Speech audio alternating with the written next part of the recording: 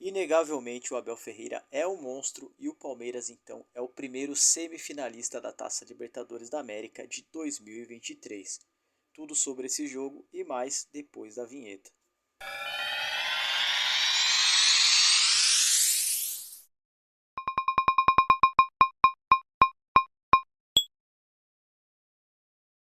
Olá, senhoras e senhores, eu sou Valdir Veríssimo, sejam todos bem-vindos a mais um vídeo do canal VDP, mais um vídeo da série Aposta VDP, onde eu falarei sobre os jogos dessa quarta-feira, começando o que para mim foi o jogo mais importante da rodada, Deportivo Pereira contra Palmeiras. Indiscutivelmente o Palmeiras é um time muito superior ao Deportivo Pereira, isso já era comentado e já era pautado nos principais meios de comunicações aí na mídia brasileira, mídia internacional, mesmo antes da bola rolar. Porém, quando a bola rolou, então, mesmo o Palmeiras não jogando bem, talvez eu seja muito exigente, mas eu acho que o Palmeiras ainda não mostrou tudo do que é capaz. Conseguiu ganhar hoje, é verdade, de 4-0 do Deportivo Pereira fora de casa, sem fazer muitos esforços, mas tudo também tem a ver com a facilidade com que o Palmeiras pôde jogar, já que o Deportivo Pereira não dificultou o caminho do Verdão nessa quarta de final, né? Então, para mim, é inegável que o Palmeiras já está na semifinal da Libertadores de 2023 e aguarda então o vencedor de Boca Juniors e Racing. Também vou falar sobre esse jogo, falar também sobre Botafogo, mas voltando para esse confronto das 9h30 entre Deportivo Pereira e Palmeiras, eu quero ressaltar então a humildade e a monstruosidade que é Abel Ferreira, que poderia ali sentar em cima do seu elenco e dizer que o Palmeiras, o atual, o tricampeão da América, poderia ser muito superior ao Deportivo Pereira, então o Deportivo Pereira que armasse o time para confrontar o Palmeiras, mas não foi o que aconteceu. O Abel Ferreira abriu mão de jogadores importantes para então fazer uma escalação espelhada à escalação do Deportivo Pereira, tentando fechar então os laterais. É incrível como é nítido que o Abel Ferreira ele estuda cada jogo como se fosse único, como se fosse um jogo de final de Copa do Mundo, independente do adversário, com a mesma dedicação que a gente percebe que ele estuda um confronto contra um Flamengo, contra um Chelsea na final do Mundial, contra um Flamengo na final da Libertadores, contra o Santos. É nítido que ele também usa dos mesmos recursos, da mesma vontade para estudar um time que é o Deportivo Pereira, um time sem tradição nenhuma em Copa Libertadores, um time que pela primeira vez está disputando uma Libertadores, e é fato que é o primeiro debutante na competição que chega mais longe. Os outros pararam em fases anteriores. O Deportivo Pereira já é um vitorioso por ter chegado às quartas de final, sendo estreante em Libertadores. Mas, Abel Ferreira, você é um monstro, cara. Eu te admiro muito. Eu faço de você um exemplo para a minha vida, não só para o futebol, para o meio de futebol, mas também para tudo no trabalho. Enfim, cara, sua dedicação, a sua humildade é um exemplo a ser seguido. Falando do jogo, então, da bola rolando, o Palmeiras sem muita dificuldade. Eu fui ver, se eu não me engano, o Everton foi bater um tiro de meta só ali pelos 36 minutos do primeiro tempo. Até então, o Palmeiras estava amassando o Deportivo Pereira. Fato que a bola não estava entrando, o Palmeiras estava ali estudando os primeiros minutos, sem botar as asinhas de fora ali, mas quando isso aconteceu, foi um passeio de bola. Poderia até ter sido mais, e eu ainda acho que o Palmeiras não jogou tudo que pode jogar.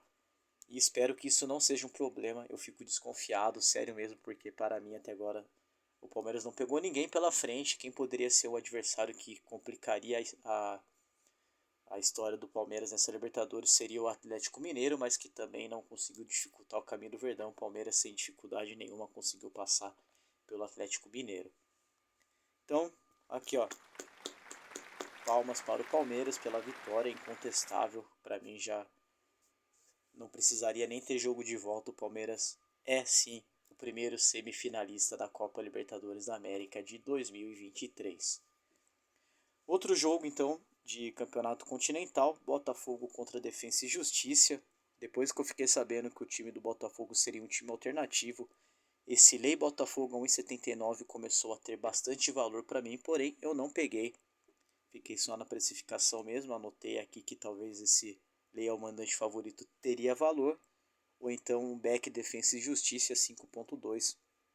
Mas é fato que o Beck Defensa e Justiça não teve valor, já que o Botafogo saiu na frente, então nenhum cash out caberia nessa situação.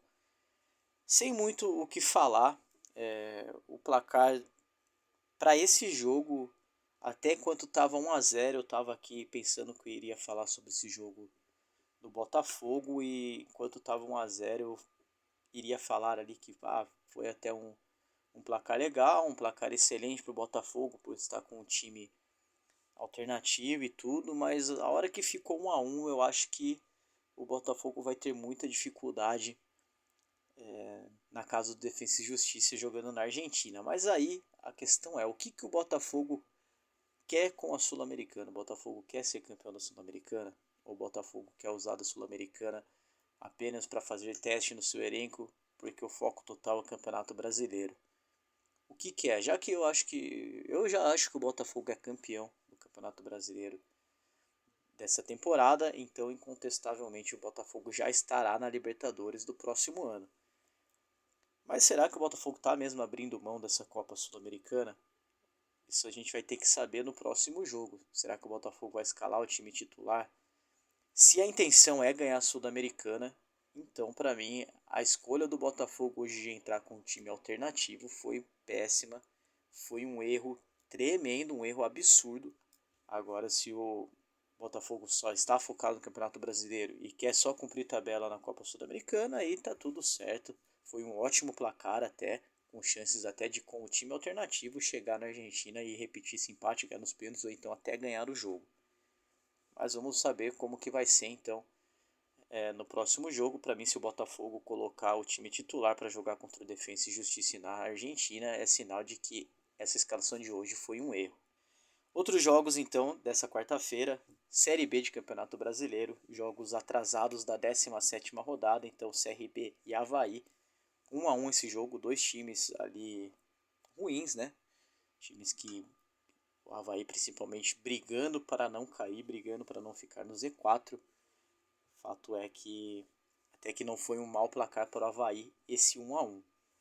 Botafogo de São Paulo contra Chapecoense. Na minha precificação eu disse que esse Lei Botafogo a 2.18 ele tinha muito valor, afinal a Chapecoense veio melhorado muito seu desempenho fora de casa, conseguindo então a segunda vitória fora de casa na rodada anterior contra o Novo Horizontino, uma vitória por 2 a 1, e consegue arrancar agora um ponto contra o Botafogo jogando em São Paulo. Então é claro que a Chapecoense precisava da vitória para sair do Z4 ali, para estar passando o Sampaio Corrêa e o Avaí, mas esse empate aí não ficou. Pela situação do Chapecoense não foi um bom resultado em questão de pontuação, mas em questão de estar jogando fora de casa contra o Botafogo, que no Campeonato Paulista tende a complicar aí para Santos, Palmeiras, São Paulo, foi um bom placar até para a Chapecoense. Às 13h45 tivemos um jogo de Conference League, um jogo entre Aston Villa, jogando fora de casa, jogando na Escócia, e não poderia ser diferente, uma goleada do Aston Villa 5 a 0, então também acho que já está definido esse confronto de dois jogos, já que o segundo jogo será na Inglaterra, na casa do Aston Villa. Eu sinalizei aqui, eu grifei que essa odd de 6.4, lei empate, ela tinha valor, não muito valor pelo valor da odd, mas pensando que eu poderia ter pego essa odd aí mesmo a 6.4, mas acabei ficando de fora. Playoffs de Champions League também eliminatória. Sporting Braga contra Panathinaikos, vitória do Sporting Braga por 2 a 1. Eu costumo dizer que quando a minha precificação ela aparece mais EV no lei visitante underdog, aparece mais EV no empate e aparece mais EV no lei mandante favorito, esses jogos eles tendem a não terminar empatado, e a odd para lei empate estava 3.85, acabei não pegando também esse jogo, mas bateu essa odd de 3.85, mas com apenas um gol de diferença, então acredito que tenha sido uma boa escolha ter ficado de fora desse jogo. Falando também de Libertadores, então, um jogo aqui que acabou faz pouco tempo, Boca Juniors contra Racing, foi Um jogo bem disputado, como não poderia ser diferente. Na minha projeção era bem isso que eu esperava. O Boca Juniors indo para cima do Racing, já que o segundo jogo será lá em Avejaneda. É um clássico argentino, são times de tradição na Copa, tradição no país. Fato é que o Boca foi muito melhor do que o Racing no primeiro tempo. Eu estava assistindo esse jogo no celular, acompanhei o jogo do Palmeiras na tela e no celular estava acompanhando Boca e Racing. E foi um jogo no mínimo polêmico. Eu consegui colocar o jogo no celular, já estava com acho que 2 minutos e já tinha ali, a hora assim que eu coloquei, já tinha uma movimentação estranha acontecendo, que foi esse primeiro gol do Boca Juniors, onde o Gandula bota a bola na marca de escanteio. E não lembro quem que bateu o escanteio, só que o Cavani fez o gol de cabeça. Esse gol foi anulado porque tinha uma bola em campo, ou então porque o Gandula não poderia ter colocado a bola naquele local. Eu não entendi muito bem, espero conseguir entender até amanhã o que vão falar sobre esse gol. Teve também lance de cotovelada do jogador do Boca contra o jogador do Racing, que era para ser expulso, segundo o comentarista de arbitragem desse jogo. Então, o fato é que o Wilson Pereira Sampaio, que é o brasileiro que foi o árbitro desse jogo, na minha opinião, ele é um dos piores, não sei nem como ele chegou a ser árbitro de Copa do Mundo. Estragou o jogo. Mas com a bola rolando, foi um jogo muito equilibrado, é verdade. Eu acho que o favoritismo agora fica muito para o lado do Racing.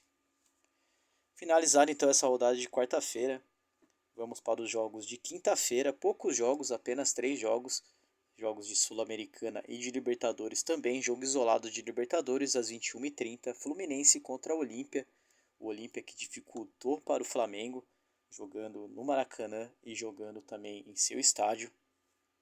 Se eu não me engano, o Flamengo conseguiu apenas 1-0 contra o Olímpia quando jogou no Maracanã. E recentemente, está mais fresco na nossa memória, a virada remontada do Olímpia jogando no Paraguai. O Fluminense é um bom time, tem um bom treinador, eu não sou um dinizista que acho que o Diniz é um dos melhores técnicos do Brasil, eu fico de fora dessa.